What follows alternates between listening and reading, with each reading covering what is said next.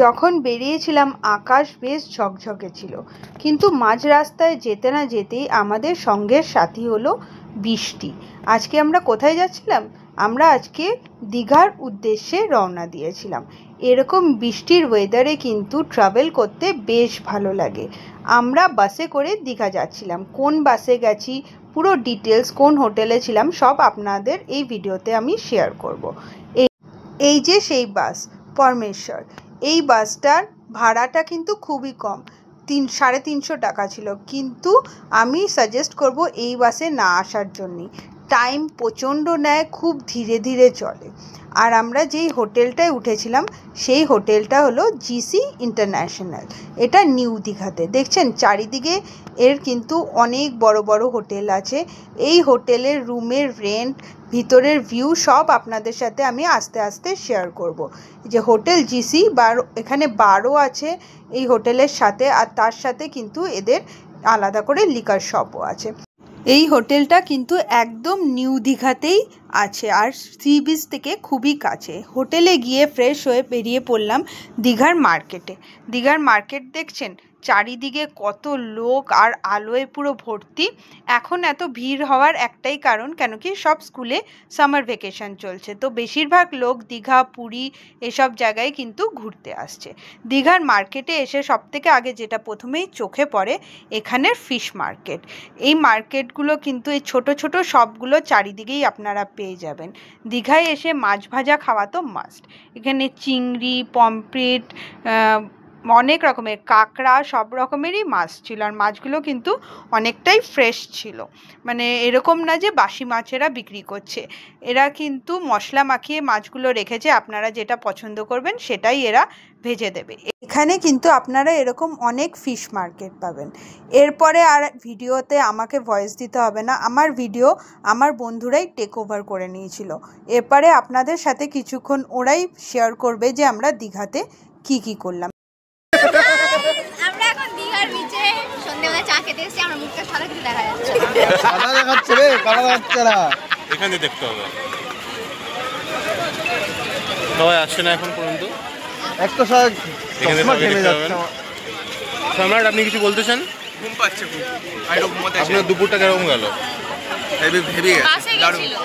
আর বাসের আর একটু ঘুমোতে পারলে ভালো। বাসের জার্নিটা দারুণ ছিল। আরে না না, এটার পরে ঘুমটা বেশি ভালো হয়। প্রবালদা বলছে এখানে এটার পরে কল করছিলাম, তোমার নেটওয়ার্ক জার্নিটা নাকি ভালো হবে, ঘুমটাও নাকি ভালো হবে। আমি জার্নির জানি না, আমি ঘুমের জানি না, কিন্তু Digha is right now over crowded, প্রচুর ক্রাউড। শনি রবি সামার ভ্যাকেশন। যদি আসতে চান তাড়াতাড়ি চলে আসুন।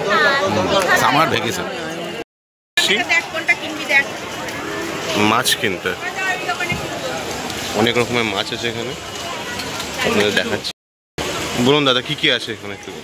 এগ রোল হবে, চাউমিন হবে, চিকেন পকোড়া আছে, চিকেন ললিপপ হবে, ননস্টিক হবে, চিকেন চাউ হবে, চিংড়ি আছে, আমুটি আছে। আর কোনটার কি কি প্রাইস একটু দাদা বলতে হবে। কাবাব আছে 50 টাকা করে। আচ্ছা, আর লেগ পিস ছিল, শেষ হয়ে গেছে, 100 টাকা করে ছিল। মানে দাদার খুব ডিমান্ড এখানে, তাই জন্য সব শেষ হয়ে গেছে। আমরা লাস্ট টাইমে এসেছি। বর্তমান আছে এগ রোল হবে, চাউমিন, চিংড়ি আছে, আর আমুদি মাছ 50 টাকা প্লেট 15 পিসে। আর ললিপপ আছে 30 টাকা করে পিস। চিকেন মঞ্চুরিয়ান আছে 6 পিসে 50 টাকা। চিকেন পকোড়া আছে 15 টাকা করে পিস।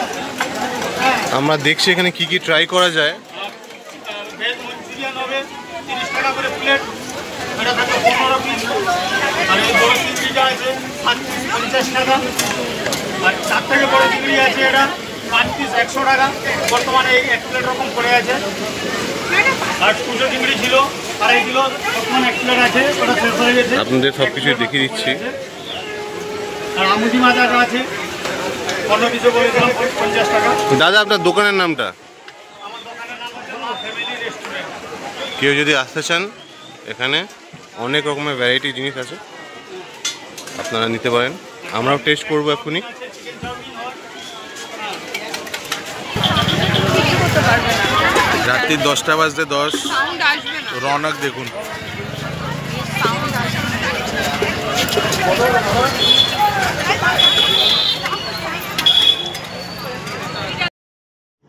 ফিশ মার্কেট দেখার পরে এখানে আরেকটা নতুন জিনিস দেখলাম। এই দেখুন ফায়ারি চিকেন, মানে আগুন জ্বলছে পুরো কাবাবগুলো দিয়ে, কি সুন্দরভাবে বানাচ্ছে। এখানে কাবাব, চিকেন সব কিছু আপনারা পেয়ে যাবেন। এসব দেখে চলে গেছিলাম রাত্রির খাবার নিতে। রাত্রিবেলায় খাবার আমরা বাইরের থেকেই নিয়েছিলাম, যেহেতু অনেক রাত্রি হয়ে গেছিলো। হোটেল থেকে কিন্তু খাবার নেওয়া পসিবল হয়নি, ওদের কিচেন বন্ধ হয়ে গেছিলো। এখানে আমরা খাবার নিয়েছিলাম। এখানে সব রকমের খাবার আছে, দেখুন চিকেন, চিলি চিকেন, এগ তড়কা, ফিশ, ডাল মাখানি, পনির। যেহেতু আমরা শনিবার গেছিলাম, এখানে কিন্তু ভেজ আইটেমও অনেক ছিল, কেন কি অনেক বাঙালিরা স্যাটারডেতে ভেজ খায়।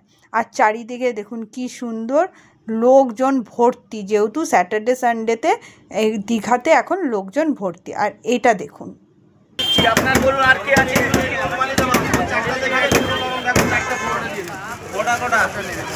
এটা ছিল পেটাই পরোটা।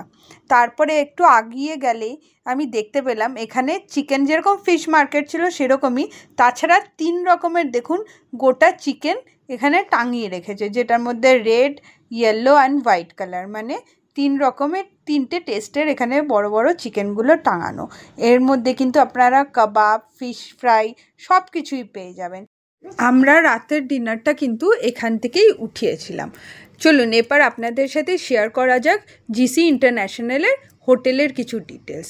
এই দেখুন, হোটেলে ঢুকতেই এন্ট্রেন্সে দুদিকে কি সুন্দর বসার জায়গা আছে। এটা কিন্তু জিসি ইন্টারন্যাশনালেরই পার্ক বলতে পারেন। রাত্রিবেলায় আপনারা খাওয়া দাওয়ার পরে এখানে ওয়াক করতে পারেন, এখানে বসে কিছু টাইম কাটাতে পারেন।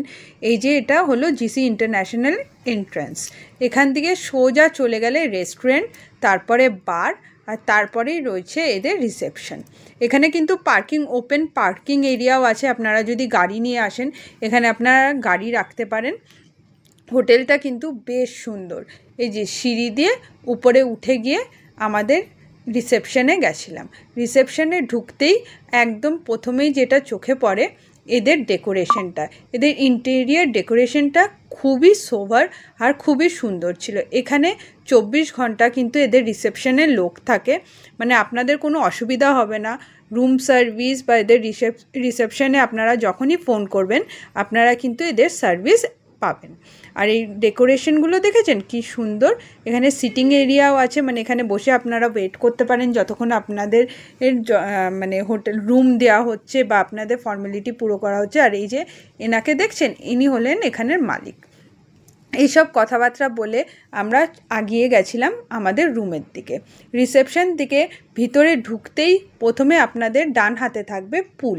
এদের কিন্তু পুলটা একদম সেন্টারে, মানে আপনাদের সব রুম থেকেই কিন্তু পুল ভিউ আপনারা পেয়ে যাবেন। এখান দিয়ে সোজা গিয়ে আপনাদের বাহাতে থাকবে লিফট।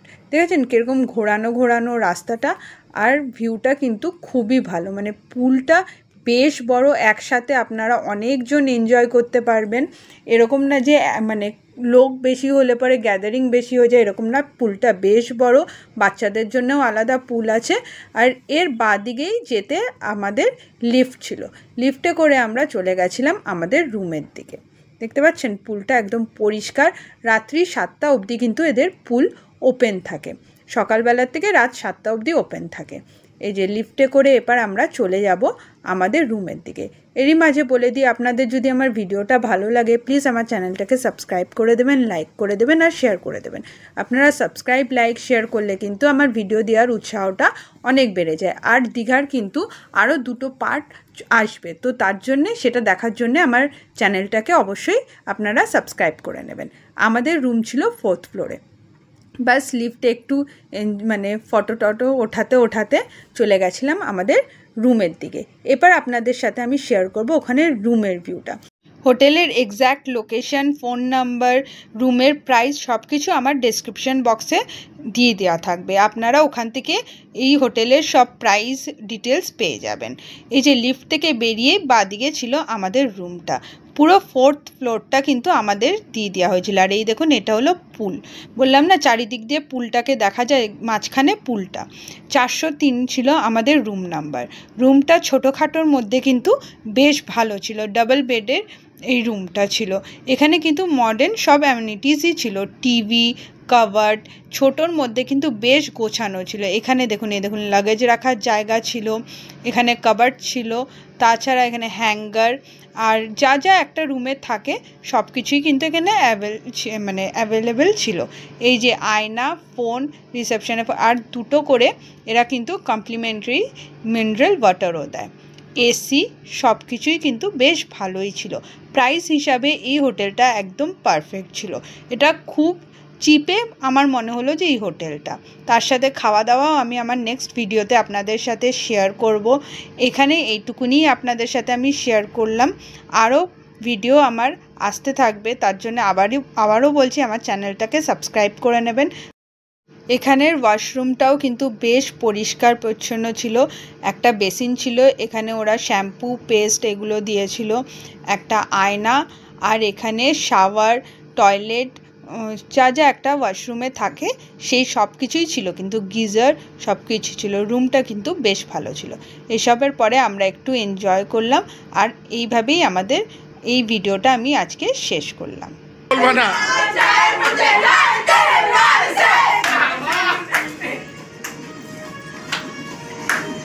हाय मेरे प्यार से बोले